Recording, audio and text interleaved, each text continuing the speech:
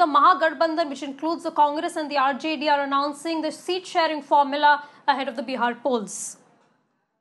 पिछले बार भी कांग्रेस हमारे गठबंधन से लड़ी थी, वो सीट पे हम लोगों का समर्थन कांग्रेस को रहेगा, यानी 70+1 लोकसभा सीट कांग्रेस का।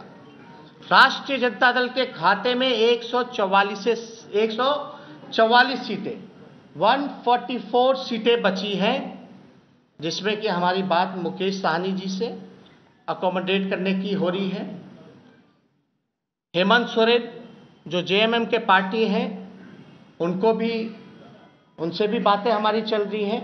यानी 144 जो सीटें हैं, उसमें से वीआईपी पार्टी और जेएमएम को राष्ट्रीय जनता दल 2-3 दिनों में जो होगा फैसला, वो आप लोगों के सामने रखेगा। तो ये टोटल जो है आंकड़े आप लोगों को हम फिर से दोहरा दें। राष्ट्रीय जनता दल 144, जिसमें अकोमोडेट वीआईपी और जेएमएम को करना है। कांग्रेस 70+1 लोकसभा, सीपीआई माले 19, सीपीआई 6, सीपीएम 4, तो टोटल आंकड़ा 243 का है। और मुझे पूरा विश्वास है कि हम लोग मिल करके सरकार बनाएंगे। और ये जो लड़ाई है, ये जनता बनाम डबल इंजन सरकार के खिलाफ है और हम जनता के साथ हैं। तो और कोई सवाल? बदलाव माले के हमारे जो साथी हैं वो अपनी बात को जो है रखना का काम करेंगे।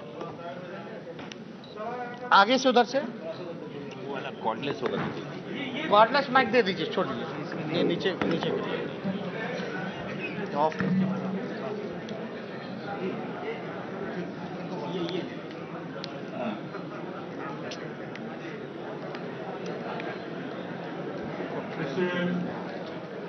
प्रेस कॉन्फ्रेंस में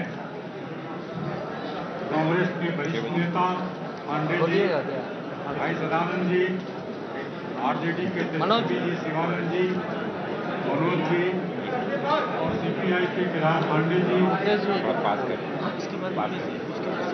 पांडे जी, सीपीएम के अवधेश जी और इस प्रेस कॉन्फ्रेंस में उपस्थित तमाम देश के साथी हैं। सबसे मैं पहले कहना चाहता हूँ, ये तो जी अरे ना आशीर्वाद गठबंधन हुआ है, किस परिस्थिति में हुआ है इसको सोचेगा। पूरे जो 15 साल के शासन रहा नीतीश कुमार का, या देश में 6 साल का शासन रहा मोदी जी का, जिसमें जनता के अंदर जो शोषण, दमन, उत्पीड़न की घटनाएं हो रही है, बेरोजगारी बढ़ा है, सांप्रदायिकता बढ़ी है और फासिज्म का दौर शुरू हो गया है। संविधान मरोड़ा जा रहा है। आपका जो राय होगा वो भिजवा दीजिए, हम लोग भी डॉक्यूमेंट में मनोज जी को बोल देंगे आपसे शेयर करें। बुद्धिजीवियों को जेल में डालना और सांसदों को जेल में डालना, आपका जो एडिशनल होगा वो जोड़ दीजिए। खिलाफ जो जनता के अंदर और भी पार्टियों को हमने बोल दिया कि जो राय होगा वो दे दीजिएगा एक ही साथ। प्रतिबिंब है, उस आक्रोश का खिलाफ एक प्रतिबिंब है। इस प्रतिबिंब को उजागर करना हम गठबंधन के तमाम लोगों का एक धर्म बनता है। अभी आप देखें तो पूरे बिहार के अंदर एक तरफ लोग पैदल आ रहे थे, प्रवासी मजदूर, और बिहार की सरकार रोक रही थी, सीमा के अंदर नहीं आ रही थी।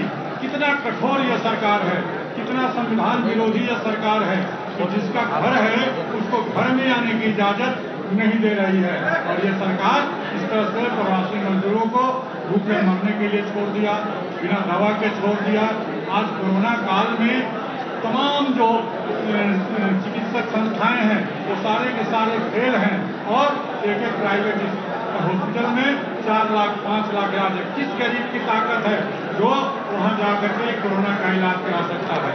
यहाँ टेस्ट भी बहुत कम हो रहा है, यहाँ जाँच भी बहुत कम हो रहा है, रिपोर्ट नहीं आ रही है, लोग ऐसे भी मर रहे हैं घर में, और कोरोना सेंटर में तमाम चीजें का ये हो रहा है। इसलिए आप देखेंगे यहाँ का कोरोना काल में लोगों की जान की परवाह नहीं करना। बिहार तबाह है, उनकी सुरक्षा नहीं करना, उनकी मदद नहीं करना, और किसी परिस्थिति में चुनाव हो रहा है। मित्रों, यहाँ की शिक्षा संस्थाएं बर्बाद हो गई है। यूनिवर्सिटी कॉलेज तो बर्बाद है ही, बल्कि गांव के मिडिल स्कूल और प्राइमरी स्कूल ही बहुत सारे बंद कर दिए गए हैं।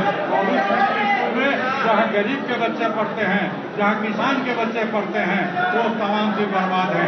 आज देश के अंदर नौजवान लोग सड़कों पर उतर रहे हैं रोजगार के लिए, छात्र लोग शिक्षा के लिए उतर रहे हैं लोगों के लिए, और उस पर लाठियां चल रही है। किसान के बारे में कहे कि 3 झील जो आया है, किसान के गुलाम बनाने की तरफ जा रहा है, इनके तमाम चीजों को बर्बाद करने की तरफ जा रहा है। उसकी लड़ाई उसको लड़ चल रही है। आज देश में के लिए भद्रक की घटना में किस तरह से देश के अंदर एक लोकतंत्र का हत्या हो रहा है और खतरनाक घटना है। इस घटना के लिए तमाम लोग आगे बढ़ रहे हैं। तमाम लोगों से निवेदन है कि जनता की आवाज है,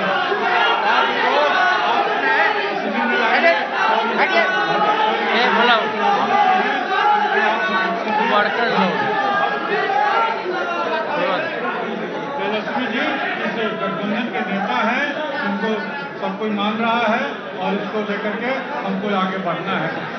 साथियों, जो भी अलग अलग दलों के सहयोगी हमारे गठबंधन दल के नेता हैं, हर व्यक्ति बोलने जा रहे हैं। मैंने पहले ही कहा कि ये सिर्फ व्यक्तियों का इकट्ठा होना नहीं है, विचार का इकट्ठा होना है।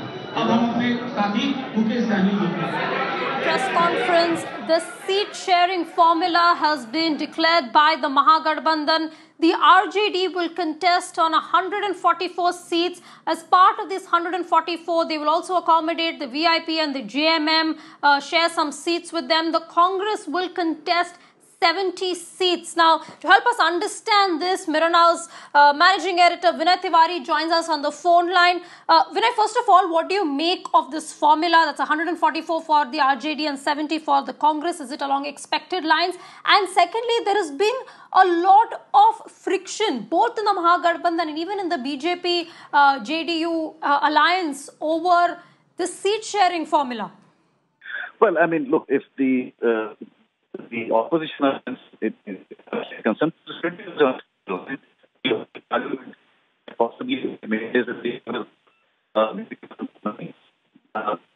Congress has reduced Uttar Pradesh as that's why, we have 70 seats in an alliance situation, you have to do some sort of give and take, and they've got 70. So it's pretty much an expected lines. I think more interesting alliance battle happening in BJP, LJ. So that's where the real game is. And that's where the two parties in BJP and JDU in that sense are more evenly matched. I mean, in the other alliance, the opposition alliance, it's a pretty uneven match. I mean, RJD still remains the dominant partner in this alliance. And obviously, Congress does flex its muscles. But yes, more or less what people were expecting the two parties to arrive as a conclusion. Okay, Vinay, thanks so much for helping us put that in perspective. It will be interesting to see what the NDA seat sharing formula is like. There still remains some trouble. We are expecting some developments on that front either today or tomorrow. We'll keep a close eye on that.